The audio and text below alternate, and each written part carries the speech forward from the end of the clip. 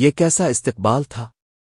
Donald Trump امریکہ کے سابق صدر اور دنیا بھر میں متنازع شخصیت ایک بار پھر خبروں میں ہے، لیکن اس بار وجہ ان کی کوئی تقریر یا ٹویٹ نہیں بلکہ متحدہ عرب امارات کا دورہ ہے۔ جی ہاں، ٹرمپ دبئی پہنچے اور وہاں ان کا استقبال کچھ یوں ہوا کہ نوجوان لڑکیاں کھلے بالوں کے ساتھ سامنے آئیں اور سوشل میڈیا پر اس منظر کو خصوصی ماتم سے تعبیر کیا جانے لگا۔ یہ ماتم دراصل اس پورے سیاسی تماشے پر ایک طنز ہے۔ عرب دنیا جہاں ایک طرف روایت، مذہب اور اصولوں کی بات کی جاتی ہے، وہیں دوسری طرف طاقتور شخصیات کے آگے سر جھکا دینے کا رجحان بھی دیکھا جاتا ہے۔ ٹرمپ جو اب ایک بزنس مین اور صدارتی امیدوار کی حیثیت سے واپس آ چکے ہیں، اب دیکھنا یہ ہے کہ ان کا یہ دورہ کتنے ارب ڈالرز میں تبدیل ہوتا ہے۔ کیا یہ صرف ایک رسمی ملاقات ہے یا اس کے پیچھے تیل، ہتھیار اور اثر و رسوخ کی کوئی بڑی ڈیل چھپی ہے؟